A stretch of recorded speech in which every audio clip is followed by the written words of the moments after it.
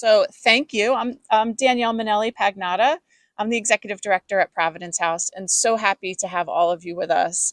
Um, it's been it's been a road kind of getting here.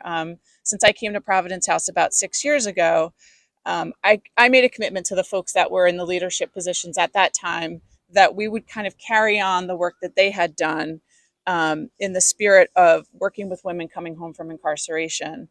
And I'm really grateful that we'll be able to carry on in that tradition. And over the course of the next 8 weeks, these two buildings will be transformed into the home of our expanded Women's Justice Program. So 8 weeks, these two buildings, and we're going to be able to expand our Women's Justice Program by 25 new women and gender expansive individuals. No small feat, especially when you think about the fact that there are only about 320, 350 women on Rikers. That's a good dent in that population that we'll be able to work with. It's our thought that for too long, women have been left to navigate reentry on their own. In many cases, women are the people responsible for the children in the family. They end up cycling through different injustices, including poverty, incarceration, and homelessness. And it's our goal across all of our programs, not just this one, to help women break those cycles and to come home and stabilize and be able to build and thrive on their lives and their futures. We've built a very compassionate and gender responsive program. It's something we're really proud of.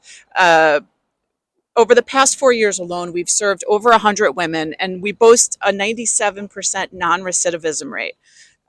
So over all the years that we've been doing this, whether we served women coming from prison or women coming off from Rikers, we've always had a very high non-recidivism rate, and we attribute that to the fact that we really do build community within the spaces that we do programming.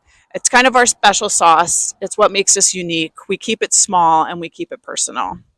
So today marks a very momentous occasion for us. And I want to say joke's on you, but we're not going to break any ground today. We are going to break some walls. And we kind of view that as really symbolic. We feel like we need to take some things down and rebuild them in the ways that we think best serve the populations that we work with. And so today is symbolic of that. I want to thank everyone that's here, but especially our partners who have kind of walked with us in this journey for the last few years and for many more years beyond that. The Mayor's Office of Criminal Justice, who funded us as a demonstration project for many years, and now formally under a contract with the Shiro program. We have our partners from the Women's Community Justice Association here today. There's a consortium of organizations that do this work, and we're really proud to be a part of that group. The Mother Cabrini Health Foundation and the Trinity Wall Street Church group, who have funded us and supported the program over the years when there wasn't, quite frankly, solid contract funding, and that was a little bit more precarious, and that kind of helped us carry our vision forward.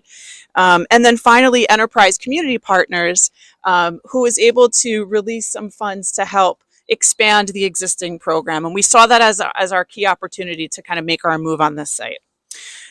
This program is the result of countless efforts of staff. We have some of our maintenance and operations staff around. You've probably seen them in their burgundy shirts. Other staff from Providence House who are here, our partners. We thank you all for your support and your commitment. We really could not do this without you. Just like the fact that our residences are small, this is probably seems like a little bit of a small expansion, but in terms of the number of women that we'll be able to serve across our programs, we're looking at probably 100 women over the course of the next couple years that can come through our doors. So it's a really big deal. We're going to talk through, we're going to invite a few people up to talk briefly. And I want to start with the person who is really on the ground with the women in our program every day, and that's Naija Salman, our Program Director of Women's Justice.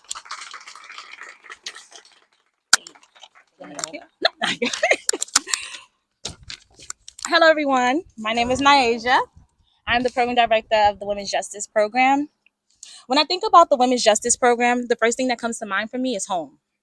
It's a place of safety, warmth, and welcoming.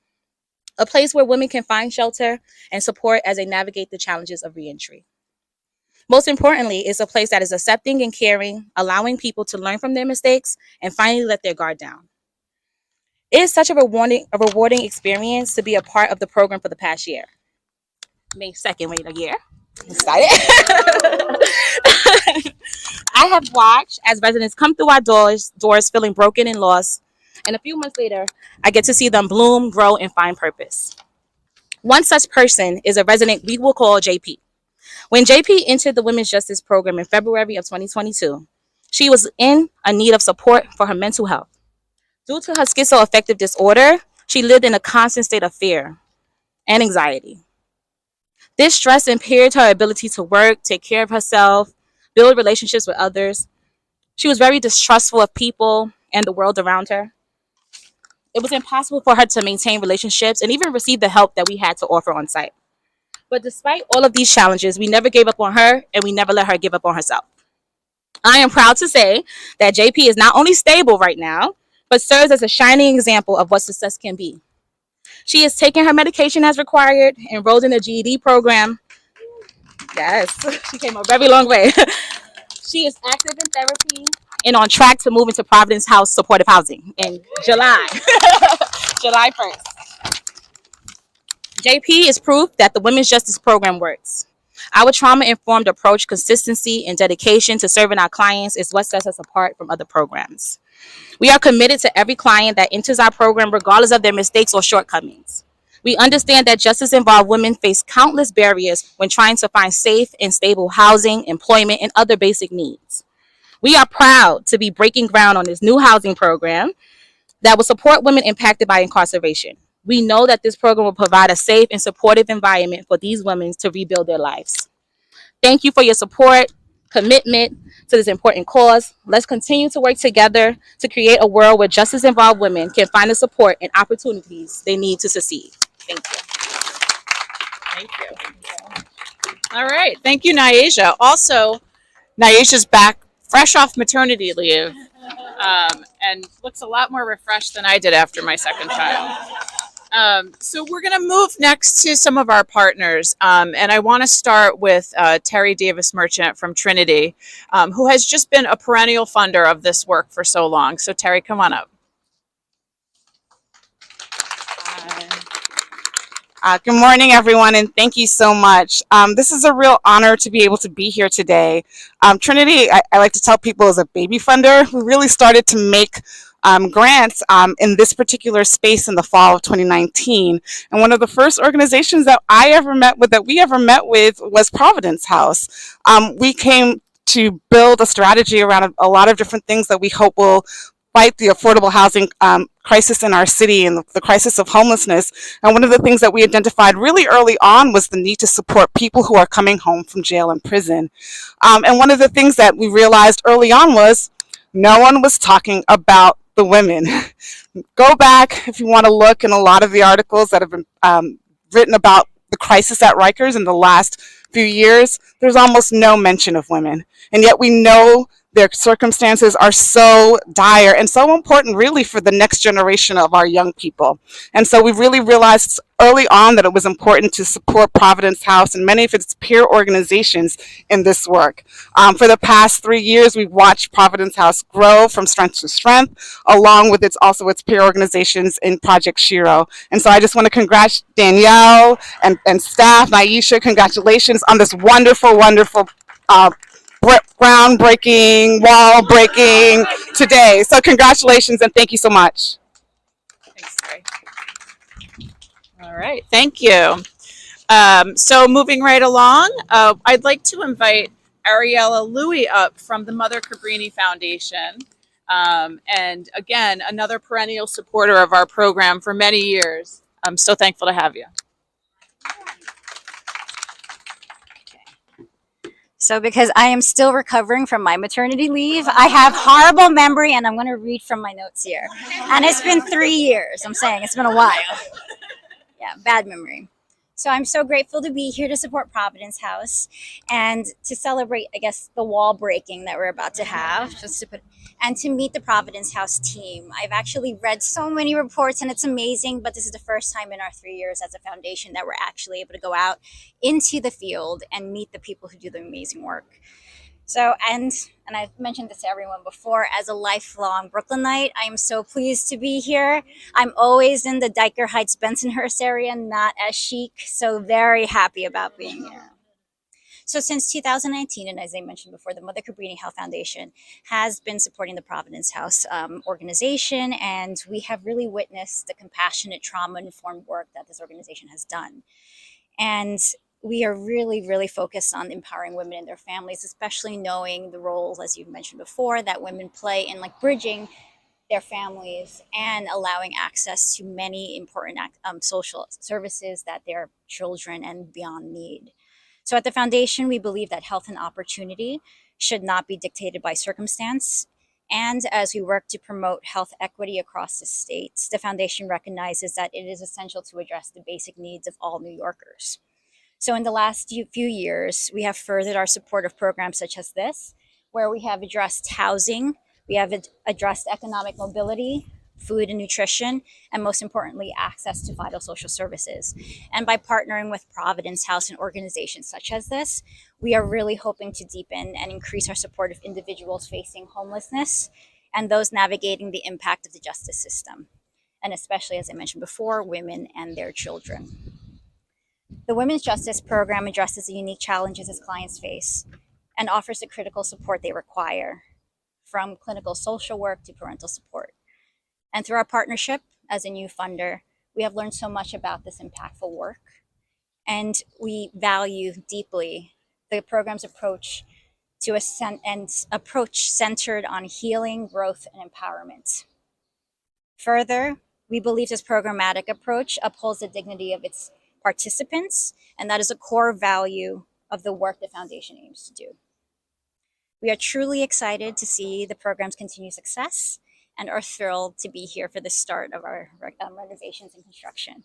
So on behalf of the Mother Cabrini Health Foundation, congratulations to the entire Providence House team, and sincere gratitude to all who have been involved in this work from the beginning. Thank you. Thank you. I'm going to just adjust this a little bit. Okay. Next up, I'd like to invite up Baba Helm from Enterprise Community. We have been lucky enough to partner with organizations who have helped support this program for many years, but Enterprise really came out and said, we want to help organizations figure out how to replicate and grow, and put a discrete fund out for that. And so we're really thankful that you're here and thankful that you're a part of this.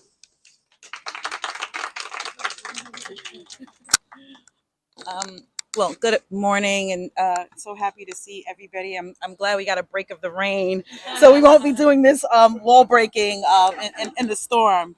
But I'm really thrilled to be here on behalf of Enterprise to celebrate this groundbreaking breaking at the site of what's going to be this newly expanded program. And you talked about the dent that you're going to be able to make in the Rikers population by being able to serve these additional 25 to 100 women, which is absolutely fantastic. And so our mission at Enterprise is to make a good home possible for the millions of families without one. And we know that a good home provides more than just a roof over your head. It gives us and families a foundation for which to grow, to thrive.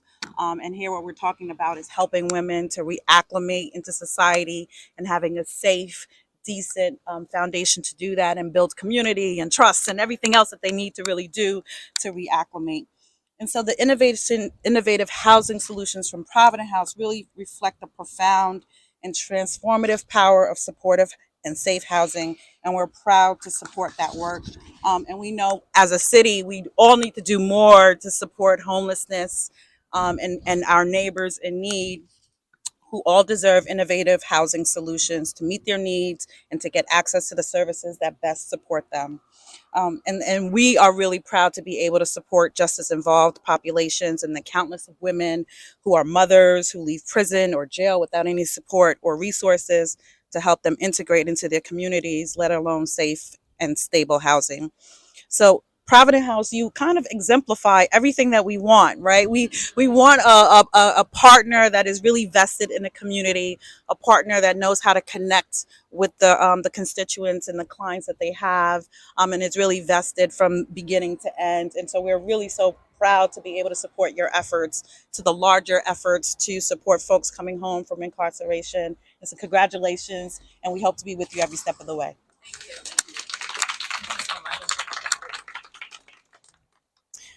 Okay.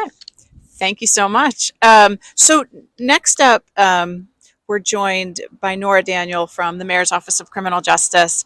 And as I said, it kind of took a while for the city to come around and formally fund the program, but they're here and they made it. And we're super excited to have your partnership. So come on up and say a few words, please. Thank you. I'm here on behalf of Mayor's Office of Criminal Justice. Our director, Deanna Logan, wasn't able to make it. There's another public safety announcement happening today, but very happy to be here to support this amazing next step being made by Providence House, which is one of our really important partners that is working so hard with population, as we know, that often we don't hear about as much when it relates to justice history. As a lot of the other speakers have mentioned, women, women. Um, some people might say, well, what does Mayor's Office of Criminal Justice have to do with housing? Well, we actually we focus on innovative solutions to public safety, and we do find that a safe place to live is deeply important to people who have justice history, and the work that Providence House is doing and other providers are doing around providing housing and safe place to live, safe place to stay, to get back on your feet, and to provide that really supportive environment is deeply important to the mission of public safety. So we really appreciate the work you're doing and really excited about this. Thank you. Thank you so much. Yeah, having worked with the street homeless population for the majority of my career, time and time again, people would say, having a safe place to sleep at night is my number one priority. And so we start from there and we build our program around it. So thank you. So we're going to move on. I want to just take a moment and recognize a couple of board members who are here with us today. I want to start with Ralphetta Johnson. She's been on our board for 4 or 5 years. It's been a while. 4, yeah. And I also want to just recognize Cassie, who is joining us for her first event as one of our associate board members. And last but not least, after that truck passes, I would love to have our incoming board president, Anju Mahajan, join us. One thing that Anju has always said since being a part of our board is that Providence House is about women lifting up women. And as I stand here and look at the majority of people in this crowd and listen to our remarks, it is about women lifting up women. There's a special thing that happens. Sorry, guys, it's just true. And so I'm really proud that you're going to be stepping into the role of president and taking us through this next phase of our organization. So come on up. Hi, everyone. And a special thanks to the men who are helping to lift up the women as well. We need everyone. But it is really amazing to see all of the partners here today and represented by you all. So as Danielle said, my name is Anju Mahajan. I've been on the board for the last 4.5 years. I've been vice president for the last few years and hopefully will be the incoming board president soon enough. I'm also a Brooklyn resident. I live not too far from here with my husband and 2 children. And when I was thinking about how I wanted to contribute to our local community and be a part of our local community, Providence House to me felt like exactly the type of organization that I wanted to support and be a part of, because the impact is you have it in numbers, right? The impact is there, it is tangible, and so I'm very proud to be able to serve our local community in this capacity. And over the 4 years, the growth of the organization has been wonderful in the way that even the responses change to the changing population of those that we serve. And I'm really excited to see today, as we transform this site into the new home for our expanded women's justice program. Too often, as we've all spoken about today, we see people returning back to the community without being given the support they need to successfully overcome the impacts of incarceration. And it's one of the reasons that I am very proud of the organization and to be a part of it. The impact is tangible. And as Danielle said, our ability to help reduce the recidivism rate by providing support and skills is key to that. In a few short months, we'll be opening the doors to 25 women and gender expansive people returning from Rikers Island. Our team of dedicated staff will provide the supportive environment for the women as they navigate the challenges of reentry. As with our current programs, we will remain committed to supporting every person who walks through these doors as they rebuild their lives towards a brighter future. The opening of the site is in July, and it's a significant milestone for our organization and for the community we serve. It represents a new chapter in our efforts to provide comprehensive support to justice-involved women, and is a testament to the tireless work of our staff, our volunteers, and our supporters, many of you here today. I invite everyone to come back in July for the grand opening of the program. And together we can celebrate the important step involved to create in our mission, to create a world where people have the support and resources they need to succeed. So on behalf of the Board of Directors, thank you so much for joining us today and for your ongoing support and partnership.